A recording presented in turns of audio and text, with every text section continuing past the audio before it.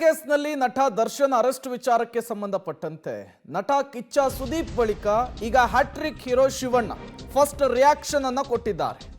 ಚಿತ್ರರಂಗದ ಇತ್ತೀಚಿನ ಬೆಳವಣಿಗೆಗಳ ಬಗ್ಗೆ ವಿಷಾದವನ್ನ ವ್ಯಕ್ತಪಡಿಸಿದ್ದಾರೆ ಶಿವಣ್ಣ.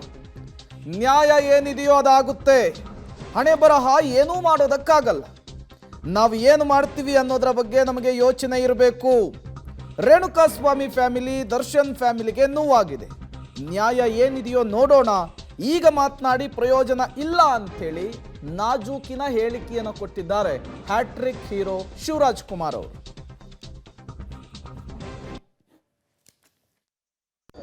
ಅಣ್ಣ, ಚಿತ್ರೋದ್ಯಮದ ಬೆಳವಣಿಗೆಗಳಿಗೆ ಯಾವತ್ತೂ ಸ್ಪಂದಿಸ್ತೀರಾ, ಗಮನಿಸ್ತೀರಾ? ಆಗ್ತಾ ಇರುವಂತ ಇಲ್ಲ ಆಗುತ್ತೆ. ಇವಾಗ ಏನು ಮಾಡೋಕ್ಕಲ್ಲ, ಯಾಕಂದರೆ ಹಣೆ ಬರ ಅಂತ ಒಂದು ಇರುತ್ತೆ. ಫೇಟ್ ಅಂತ ಬಂದಾಗ ನಾವೇನು ಫೇಟ್ ಅಂತ ಬಂದಾಗ ಏನು ಮಾಡೋಕ್ಕಾಗಲ್ಲ. ಬಟ್ ಏನಂದರೆ ನಾವೇನಾಗುತ್ತೆ ಇವಾಗ ಏನೇ ಮಾತಾಡೋಕೆ ಹೋದ್ರೂ ನಾವು ಏನು ಮಾಡ್ತೀವಿ ಅದು ಸರಿನಾ ಅಂತ ನಾವು ಯೋಚನೆ ಮಾಡ್ತೀವಿ. ಅದು ಬಿಟ್ಟರೆ ನಾವೇನು ಹೇಳೋಕ್ಕಾಗಲ್ಲ, ಯಾಕಂದರೆ ನೋವಾಗುತ್ತೆ. ಯಾಕಪ್ಪ ಹಿಂಗಾಯ್ತು ಅಂತ ಬೇಸರ ಆಗುತ್ತೆ. ಆ ಫ್ಯಾಮಿಲಿಗಾಗಲಿ ಇಲ್ಲ ದರ್ಶನ್ ಅವ್ರ ಫ್ಯಾಮಿಲಿಗಾಗಲಿ ಎಲ್ಲರಿಗೂ ಫೀಲ್ ಸ್ಯಾಡ್ ಫಾರ್ ಸನ್. ಬಹುಶಃ ಏನು ಮಾಡೋಕ್ಕಾಗಲ್ಲ. Have to face everything, is a part of face.